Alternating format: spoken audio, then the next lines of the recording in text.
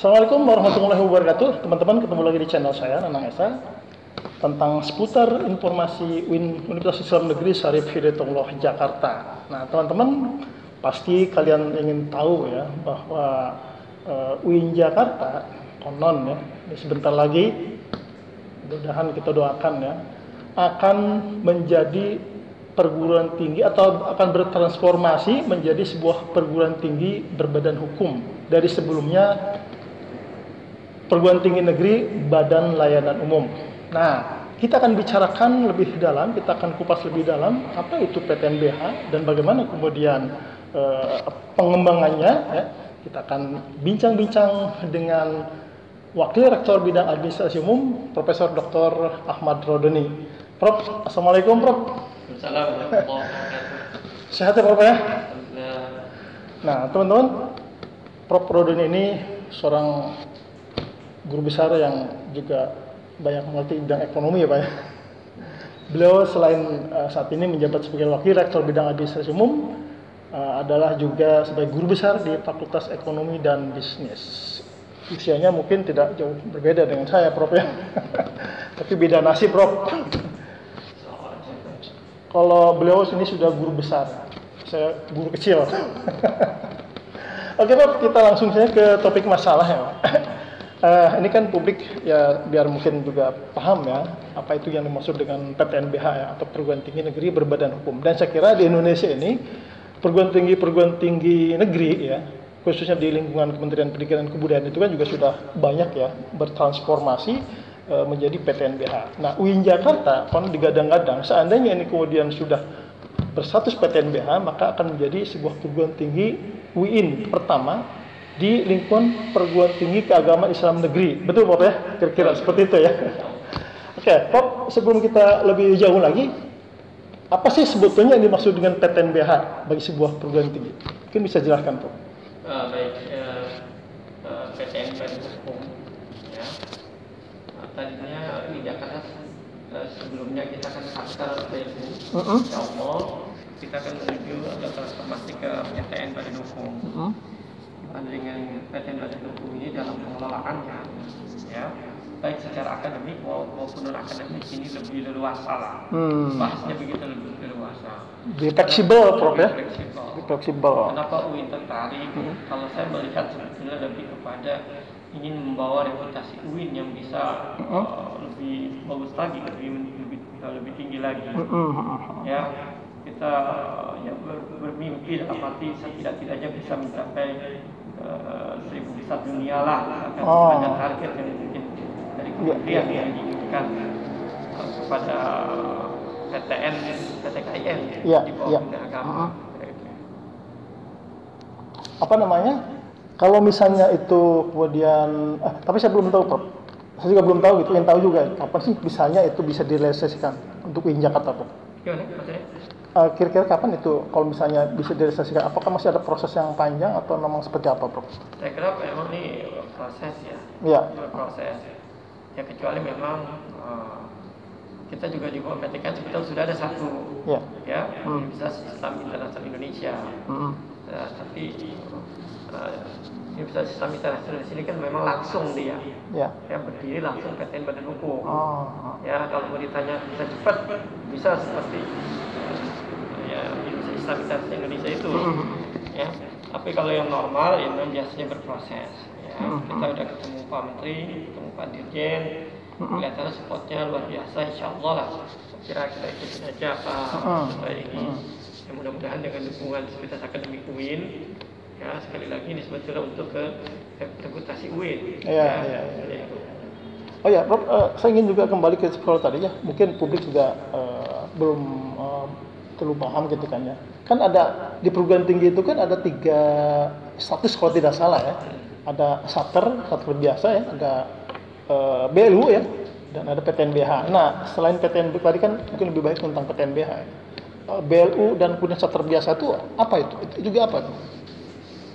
Ya, kalau Satker biasa kan pengelolaannya ya masih boleh dikatakan agak kaku dalam arti memang tunduk semua dengan ketentuan yang ada di Kementerian Agama.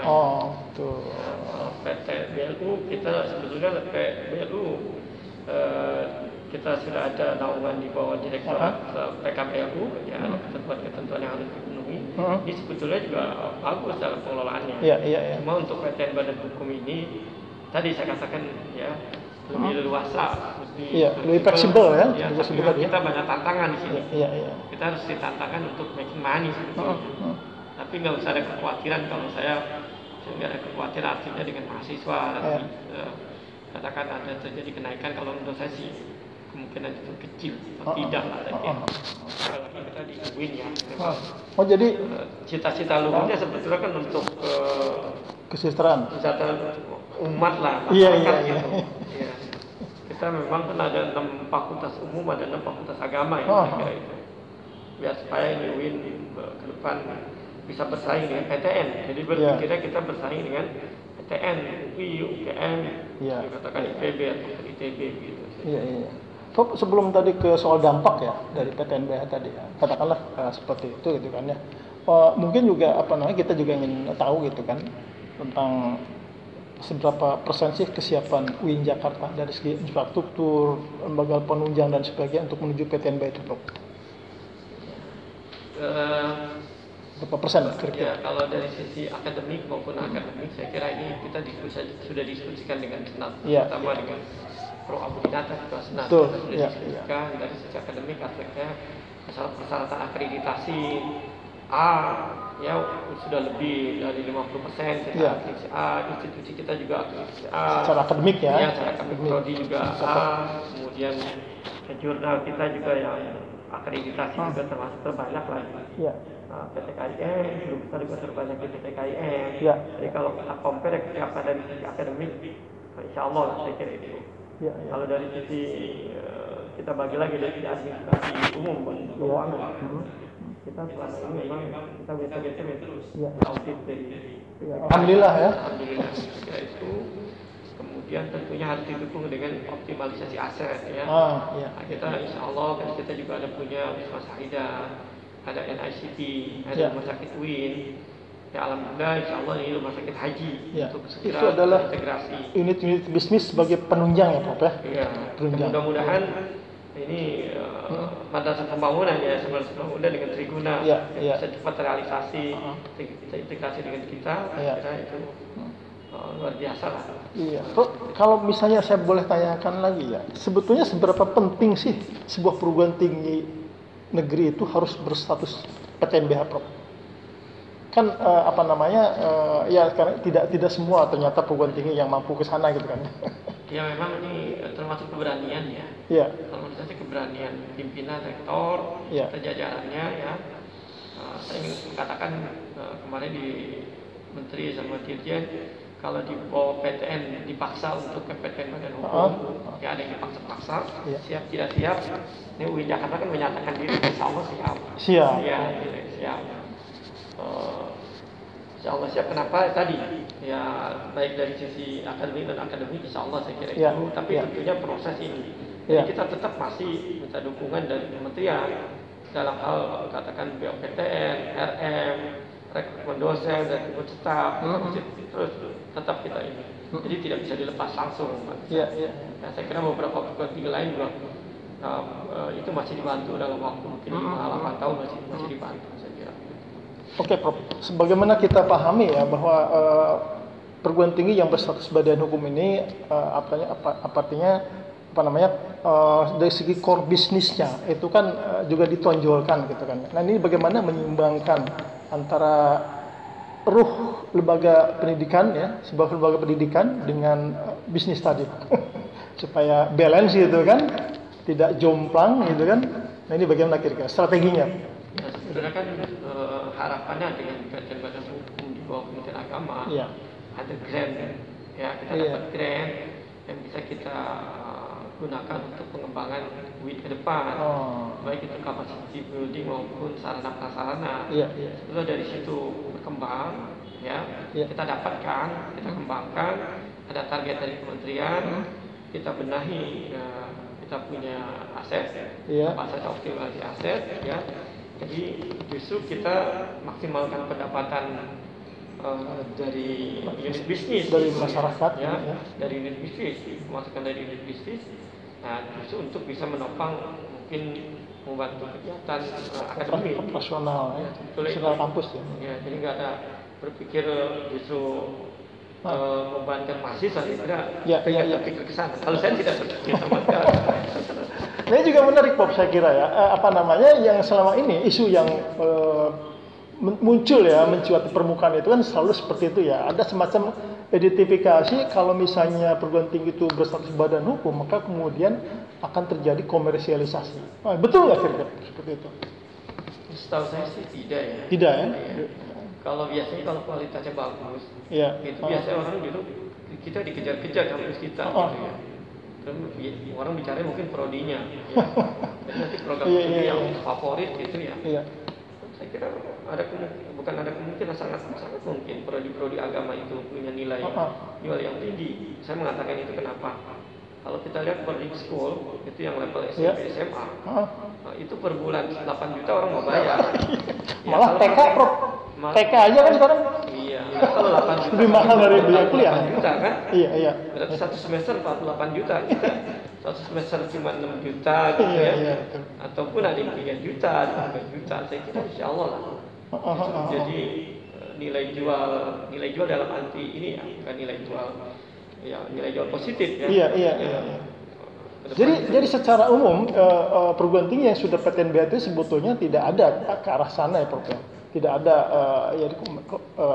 komersialisasi seperti itu, tidak ada sebetulnya. Apapun ya pokoknya ya SPP-nya tetap murah gitu sebetulnya kan. Iya, saya ini istilahnya subsidi silang lah ya. Subsidi silang. Dilakukan oleh katakan GMI, bagi orang-orang yang mungkin tidak mampu, ya kan? Iya. Biayanya lebih murah, namun beasiswa. Kita di UIN juga kan banyak beasiswa. Jadi teman-teman terutama mahasiswa nih, sudah dijelaskan oleh Prof. Ahmad Roni bahwa ternyata bukan berarti sebuah perguruan tinggi berstatus badan PTNBH itu atas ujung-ujung gitu kan SPP harus naik gitu kan ya, atau ada biaya-biaya lain. Saya kira tidak Prof ya. Iya. Harus kita luruskan. Iya. Bahkan kalau bisa malah turun Prof SPP. Kalau itu kita belum ini ya, saya ikhtiarnya niatkan kebetulan apalagi kalau kita di struktural ternyata sebetulnya bantu mahasiswa sebetulnya. Wow, kita akademik lah gimana biar lebih bersemangat, bergairah lah. Sebetulnya kalau saya ditanya lebih ke arah sana, bukan menaikkan isi mahasiswa ya. Mudah-mudahan insya Allah lah saya kira. Jadi nggak usah dikhawatir gitu. Jadi nggak perlu dikhawatirkan reputasi ya. Iya. Kita reputasi misalnya di mata dunia internasional kita lebih dikenal, lebih dikenal lagi. Mungkin dari prodi umum misalnya, mungkin kita masih kalah lah ya. Dengan kampus-kampus PTN, nah itu yang mesti kita bangkitkan. Ya, kita harus punya target-target. Maka akreditasi internasional, pimpinan rektorat sangat dukung sekali. Ya, kita siapkan dananya lah. Kalau program studi untuk mau akreditasi internasional. Jadi akreditasi jangan berpikir cuma PT. Ya, tapi udah internasional. Kita support banget. Semua kegiatan akademik juga. Di mekanisme perguruan tinggi yang berstatus PTNBH itu Prof, ada nggak sih semacam jangka waktu misalnya atau semacam warning lah gitu kan, kalau misalnya dalam sekian tahun tidak mampu berapa sih, itu seperti apa Prof? Ada nggak semacam ancaman lah kan? Misalnya. Cuma mungkin dalam arti kalau di peraturan karena target ya, setahu saya beberapa rektor di PTN yang dikasih target kementerian. Ya, Anda dikasih dana sekian triliun, katakan mungkin 2 atau 3 triliun, tapi Anda punya target masuk ke berapa besar dunia misalnya. Sehingga itu memacu sebetulnya. Kalau kita yang mau kerja, yang bersemangat memang suka, tapi kalau yang nggak bersemangat susah. Iya. Yang punya kemauan untuk maju ya, saya kira ini suatu tantangan yang harus kita. Karena memang sebetulnya di PTNBH itu kan ada sejumlah indikator yang harus dipenuhi ya Pak. Betul Prof ya? Betul. Dipenuhi. Insya Allah sih kita, kalau saya coba pelajari ya dari beberapa hasil diskusi dengan IPB, dengan UNS, dengan 2024 ya, insya Allah kita, kalau saya lihat dari itu insya Allah kita siap, insya Allah. Iya. Iya, insya Allah kita siap. Ya, tentunya semuanya dengan dukungan Sivitas Akademik UIN ya. Jadi memang sebetulnya banyak juga keuntungannya ya. Selain apa tadi Prof? Fleksibilitas dari pengelolaan anggaran. Iya, termasuk bukan hanya pengelolaan anggaran. Maksudnya kalau dengan badan hukum kita bisa punya holding company sendiri kan. Holding. Kayak IPB kan ada dia punya mall ya. Itu yang di Iya. Ya, punya mall ya. Mall, iya. Bisa sama itu. Ya, kita ini insya Allah Win juga punya mall harus. Iya, ada semacam itu sih. Ada paling insya Allah lah ya. Unit bisnis yang kuat buat ya. Gitu. Saya berpikir lebih ke reputasi ya. Betul. Bagaimana reputasi ya. UIN ya tentunya. Dari sisi akademik terutama Prof ya, tetap mutu akademik kan harus pertahankan. Mahasiswanya masuk, dosennya juga, ya kan gitu ya. Ya, jangan sampai kemudian terjadi hilang mutu akademik dan kemudian orang lebih fokus ke bisnis Prof. Enggak. Tidak ya. Tapi PNS yang tadinya maaf ya mungkin lebih kinerjanya buruk, terpacu lagi. Akan tersingkir dengan sendirinya. Jadi bisa berdampak pada perubahan perilaku dan mindset seseorang Prof. Iya, saya kira gitu. Misalnya katakan dengan PTN badan hukum nanti tidak ada biro, tidak ada kapal. Iya. Jadi struktur birokrasi juga dicoba untuk dirampingkan seperti itu. Artinya kalau profesional kita ini ya, profesional. Betul-betul yang kerja secara profesional. Jadi sumber daya manusia itu memang harus orang-orang yang punya kapasitas, kompetensi, punya keahlian tertentu ya, Prof. Sebetulnya dari sisi akademik sih udah sesuai kali akademik ya. Cuma artinya kompetensinya harus punya standar ya. Harus ada standar kompetensi yang memang harus dipenuhi ya. Model birokrasi yang dipangkas itu seperti apa? Karena tidak ada lagi biro, berarti seperti apa? Biasanya di bawah skema. Namanya ada sedikit beda nomenklatur di wakil rektor. Kalau biasanya wakil rektor akademik, administrasi umum, kemahasiswaan, kemudian akan ada perubahan juga, Pak? Itu ada perubahan kita ini. Nanti wakil rektor 1 katakan bidang kalau misalnya akademik dan kemahasiswaan, nanti misalnya di bidang wakil rektor 2 itu keuangan dan IT misalkan. Nanti wakil rektor bidang yang terkait, nanti di bawahnya di direktur. Tapi apakah tidak berarti bahwa dengan perampingan birokrasi seperti itu, Prof, katakan begitu ya, itu tidak membebani lebih banyak tugas wakil rektor? Ya, nanti kan ada direktur. Jadi di bawah wakil rektor katakan administrasi akademik dan kemahasiswaan itu ada direktur akademik. Gitu. Ada direktur katakan kemahasiswaan, ada direktur bisnis. Ada direktur keuangan di bawah. Jadi struktur itu sebagian mengadopsi sistem birokrasi pemerintah, sebagian swasta, kira-kira seperti itu, Prof. Bisa dikatakan gitu, bersama ya. Bisa dikatakan begitu. Karena kan perguruan tinggi negeri PTNBN kan 50-50 ya, antara setengah swasta, setengah negeri. Ya, kita nggak bisa bilang setengah swasta. Karena kita kan ini sebetulnya UIN tidak boleh dikatakan ini ya. Kita dosen tetap non PNS saja udah termasuk banyak ya. Mungkin 150-an kali ya. Kita ada yang PTT itu hampir lebih kurang 500-an.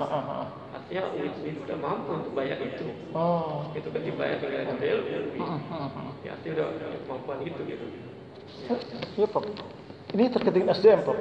Seandainya kemudian sudah menjadi PTNB itu atau perguruan tinggi yang berstatus PTNB itu, apakah misalnya rekrutmen SDM ya, baik dosen, tenaga kependidikan itu kan, apakah misalnya akan terkurangi statusnya sebagai PNS atau gimana?